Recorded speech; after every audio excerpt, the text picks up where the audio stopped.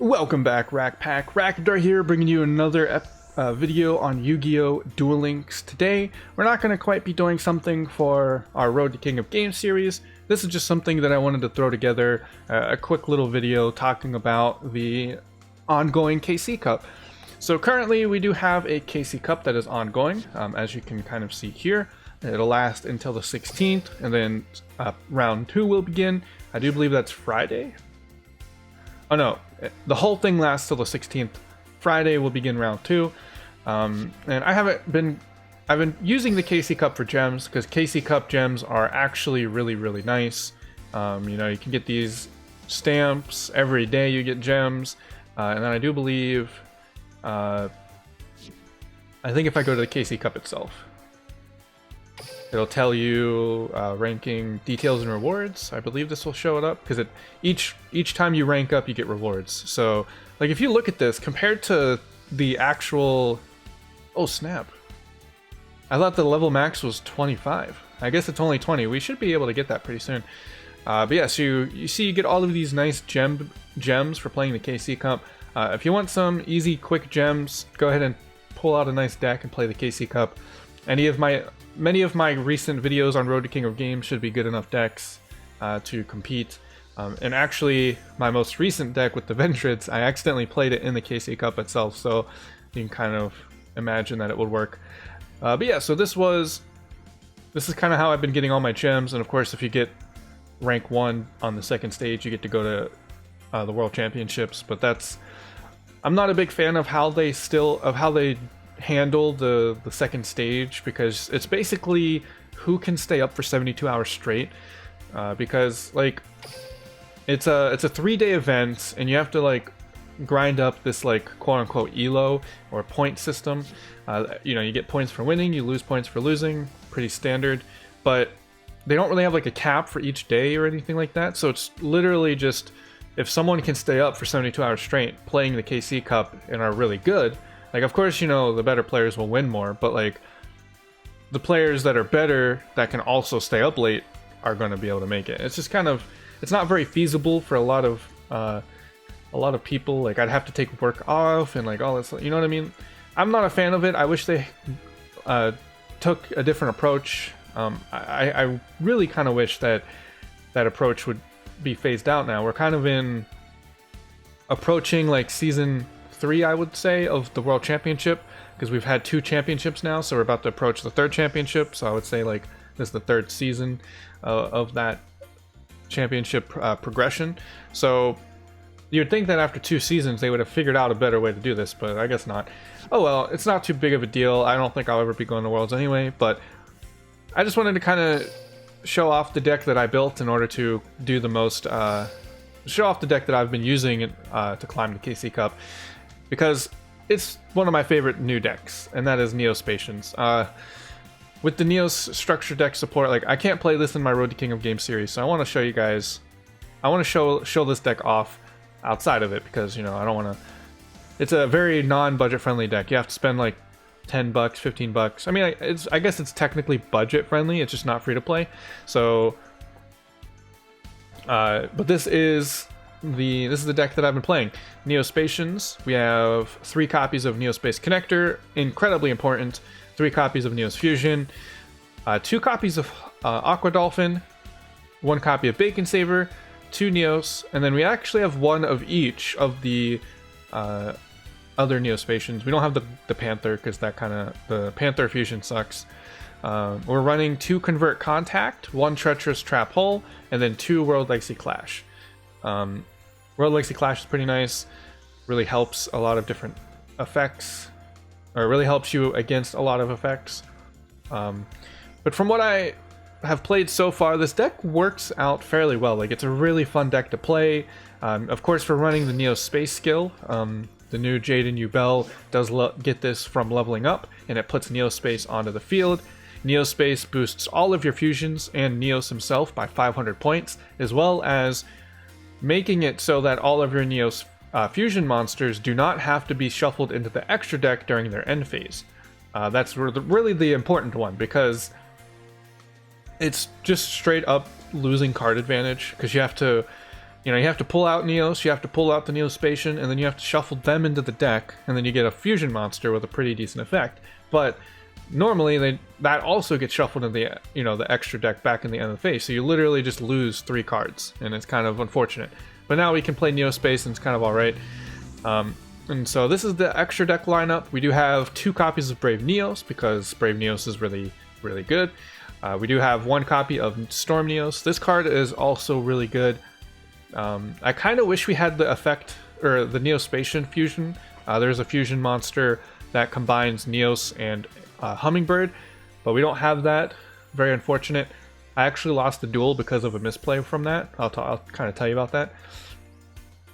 We have Aqua NEOS, Flare NEOS, and Glow NEOS. Glow NEOS is pretty nice to kind of make a quick comeback from like a really bad situation, pop a face-up card on the field, and then sometimes you can even get an extra effect off of it. Aqua NEOS is nice because you can start, you know, doing stuff to your opponent's hand, which is usually not very good for your opponent. And then if you pair it up with Aqua Dolphin, you can kind of, you know, you can look at your opponent's hand, get an idea of what they're playing, and then really get a better idea of how to play around your opponent. Honestly, just having the ability to see your opponent's hands is sometimes worth it. I wouldn't always go for it because you do have to discard one card on your own, but like it really helps you just kind of formulate an idea and a strategy to play around your opponent with whatever they're playing. And then of course, if you get both of them off, you do get to discard 2 cards from your opponent's hand, which is usually pretty free. Like especially if you do it turn 1, because the normal turn 1 play, if you have the combo, is pretty nice. You can have Convert Contact, send Dolphin and Hummingbird, and then Neospace Connector, bring out NEOS, Tribute for Dolphin, discard, look at their hand, destroy a card, and then Contact Fuse, because you can do that now. Shuffle them back into the extra deck, and then also discard into another destruction. That gives your opponent only 3 cards to make their opening play, which many decks can sometimes just not make a play with that. So it can be pretty powerful turn 1. It does require some kind of setup. It does require a little bit of setup, but usually it's not too bad. But yeah, so like this is a really fun deck. Neospace Connector is actually ideal, or not ideal, but essential to the deck. It's very essential. There's plenty of situations where Neospace Connector just straight up wins the duel. And about that one play, we don't have a fusion for Hummingbird, so there was actually a turn where I opened Connector, Dolphin, Hummingbird, and so yeah, Connector, Dolphin, Hummingbird, and Flare NEOS, or Flare Scarab. I don't know why, but what I did was I sent Hummingbird to the field on my turn 1. This is turn 1, opening 4 cards. Sent Hummingbird to the field, and then I used its effect to gain life points. And then he got destroyed, and then I didn't draw anything worthwhile. I think I drew like a Legacy Clash or something that wasn't going to help me. And so what I could have done, like my opponent had a bunch of back row, he set up his field quite nicely. What I could have done is if I sent Scarab to the field to be destroyed and sent to the graveyard, I could have followed up with a Connector. Used Connector to summon NEOS, tributed Connector to summon Scarab, and then I would have Contact Fused into Flare NEOS, which would have been able to hopefully not instantly lose me the duel. Unfortunately, there wasn't many plays I could make. My opponent had like a bunch of, I think he was playing Red Eyes Fusion, and so I literally just, I set an Aqua Dolphin and then he destroyed it, and then I just got OTK'd. So, but if I was able to, you know, play my turn 1 more appropriately, I would have been able to fuse into Flare NEOS. So you have to kind of keep that in mind if you're playing a deck like this. Hummingbird is only there to summon Storm NEOS, and if you can't pull off the Storm NEOS play, you really have to be weary about like using Hummingbird freely like that. You want to get your other Neospacians in the graveyard or like somewhere on the field and whatnot. That way you have the ability to get those fusion monsters. These are the cards that are going to win you the duels, so you really need to get them to the field somehow. NEOS Fusion is pretty nice, obviously, because you can summon any of these without having to worry. Of course, Storm NEOS does have 3 requirements, so you won't be able to get him. But Storm NEOS is really important. There's a lot of really good, like Storm NEOS is really nice. The one downside to this deck is without Storm NEOS, you have very, very limited back row removal. So if your opponent is running some control cards like Wall of Disruption, or what's the one card that's pretty annoying to deal with is like Banishment or Different Dimension card. I don't know what it's called, but it basically banishes an attacking monster. It can be very problematic for this deck. NEOS Fusion does help quite a lot for many of the other cards. If they're playing something like Treacherous or something you know, that just destroys, we can protect it. But when it comes to like banishing our cards, we don't have any way to protect ourselves from that. So it's really important that you find a way to deal with those back row. It can be pretty difficult to break through a lot of those back row cards, but other than that, this deck is really fun. Pretty easy, honest, or not easy, but it's like you have to really think about the options, how you want to play it out, and all that stuff. So this is probably one of my favorite decks. Just kind of really sad that I can't play it a bit more for our Road to King of Games series, since it is so less budget friendly, but I do get to play it in the KC Cup, so I'm not complaining too much. Let's go ahead. I do have 3 replays actually to show you guys. So let's go ahead and show them off. 2 of these were from today, I believe. I played a little bit before recording, and then this one is from a few days ago. So I don't exactly remember what this one is, but we'll talk about it. Yugioh. I actually was able to make a player time me out, which I haven't seen someone do in a very long time. Because you can now surrender on your opponent's turn. So because you can surrender on your opponent's turn, people have stopped doing the timeout strategy. Basically what timeout means is your opponent activates something, and then instead of you know, playing your cards or doing whatever, you literally just let the timer sit and run down, and it basically wastes like 2 minutes of your opponent's time. It's kind of silly. It's kind of like, it's super, you know, salty players, super childish, but it used to happen a lot back in the day because there wasn't a surrender option on your opponent's turn. So you can see up here, you can just hit surrender up here at any point in the duel, and you know, you can just move on to the next duel. But that didn't exist for a while, and so people would just get like really upset, and then they would just run the timer on people.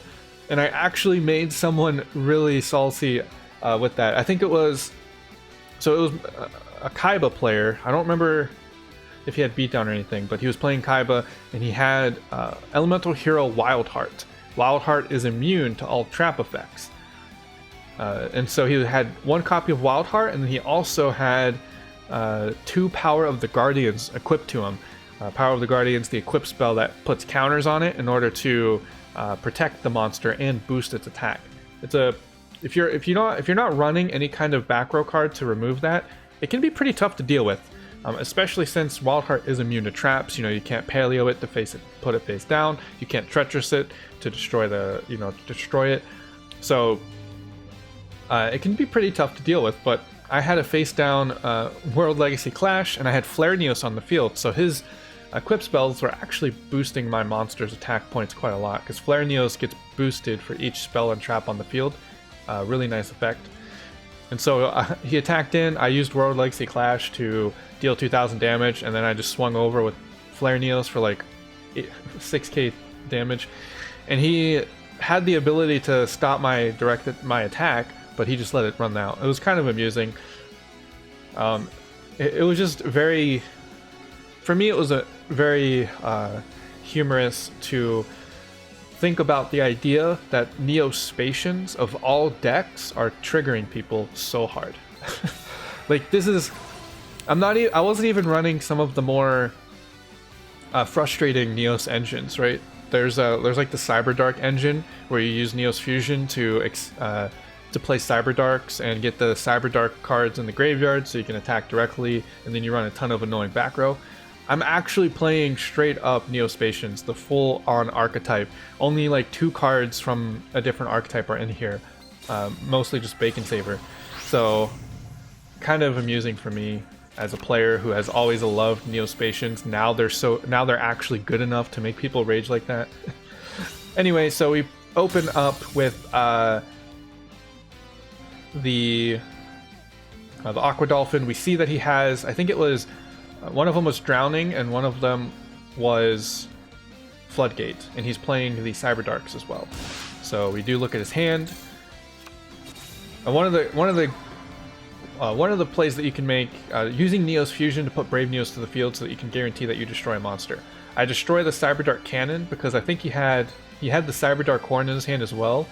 So it was Floodgate, it was Floodgate's Trap Hole, Drowning Mirror Force, this card, and then the Cannon. I figured if I destroy this card, he's just going to use Cannon to search Edge. So I'm just going to put Cannon in the graveyard, even though he can still bring it to the field. So I do that. He attacks into my little dolphin guy. This thing does piercing damage, apparently. I tribute for NEOS, for Elemental Hero NEOS. And then I summon that. Contact Fuse into the Elemental Hero Flare NEOS. I think I made a read that this isn't a Floodgate, so I was able to make this play. And then I held on to my World Legacy Clash in order to clash his monster. And then he has zero attack, ideal 4200 damage. Flare NEOS is nice. This is one of the tech options. I actually kind of not stole this. Obviously looking at other people's decks is not stealing anything. But the tech option for Flare NEOS I got from one of the World Championship players. I watched his match with, I think it was Decade, also known as Duel Links Meta, and I was like, you know what? Flare NEOS is really good. I'm gonna put that in the deck. I used to run 3 copies of Brave NEOS, and then I had another copy of the Hummingbird. But I took out 1 copy of the Hummingbird, put in the Flame Scarab, and then took out a Brave NEOS for Flare NEOS. It's just really nice because a lot of people do. Oh no, I don't want to delete that. I want to watch it. That was almost really bad. But having multiple copies of that, or having people running a ton of back row cards, like Flare NEOS just really makes so many great opportunities for you. There's ways to deal with him that people have been able to do, but for the most part, like, he gets really big. He becomes like over 4K pretty easily. Your opponent just has a ton of monsters. So here we have a Hummingbird. So I use Hummingbird into to heal up just a little bit here, and then I use Miracle Contact to summon Brave NEOS. Use that to search out the NEOS Fusion, and then I have a World Legacy Clash for added protection. Pretty standard stuff. My opponent is running these Noble Knights. Is that what yeah, Noble Knights. He's running Noble Knights, and he does have the Guinevere. This is actually one of the best Noble Knight cards. Or no, this ain't. Not Guinevere. There's one that has that's actually a tuner. I don't remember which one that is, but this is. He's got the Guinevere. He equips all of his monsters. This monster does have this extra effect. At the start of the damage step, destroy the monster. So, but the thing is, I use NEOS Fusion. I have NEOS Fusion in my graveyard, and then I use the NEOS Fusion to protect, and then I World Legacy Clash for another 4,800. Just, Flare NEOS is crazy, man. So much potential to just annihilate your opponents. I love Flare NEOS so much. And I love the NEOS Spacians so much. I'm glad that they're actually good. I can actually play these decks. I think this one was a bit more grindy. My opponent actually had a lot of stuff. And I had to play around it pretty well in order to come out on top on this one. So my opponent... So I start with Flare NEOS, because the reasoning for this, right? So my opponent has Flare NEOS, or I have Flare NEOS on the field. The reason that I put him on the field is because if I draw a Neospace connector, I want to be able to either contact Fuse, or if I draw a Miracle Contact, he'll be in the graveyard and ready to go.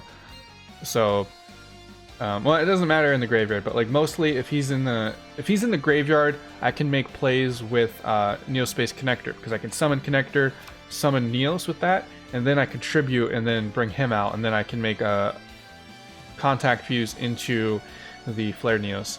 But I do get the Neos Fusion into a Brave Neos, because he doesn't do anything. He enemy controllers my Brave Neos so he doesn't lose his monster there and take damage. I just kind of play this one out. I use Brave Neos' search effect to generate a lot of advantage. He does get this kind. I do get another play here. I think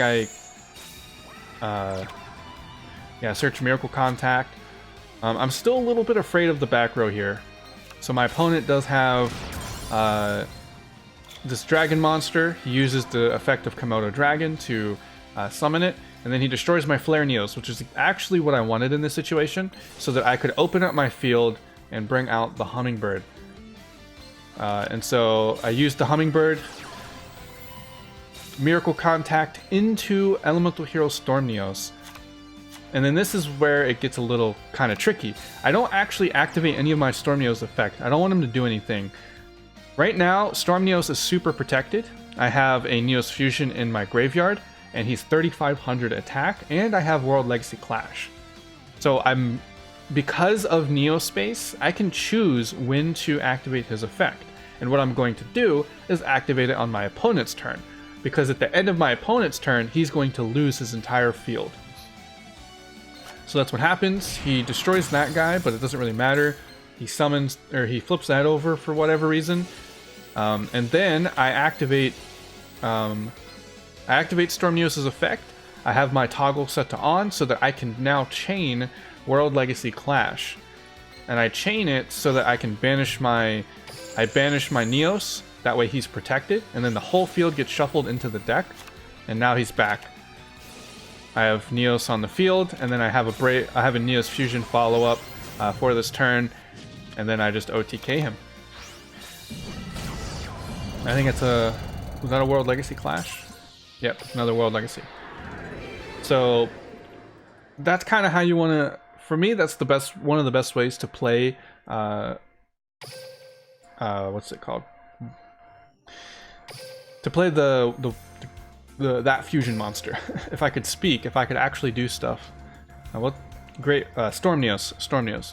I keep mixing up Storm Neos and Great Tornado. I think Great Tornado is another fusion monster. It's an Elemental Hero generic fusion with a wind monster. But so yeah, Elemental Hero Storm Neos, really nice card.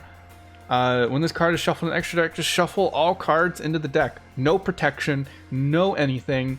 I mean, if he had a way to like do what I did with like World Legacy Clash to protect his monster, that's fine. But I wasn't too worried about that because I'm going to World Legacy Clash my own monster, summon another Brave Neos. His whole field's completely wiped. He has one card in hand. What is he to do to come back from something like that? And then it really forces my opponent to try and make a play, because if he doesn't deal Storm Neos, then he loses his entire field. Like everything on his field just gets wiped.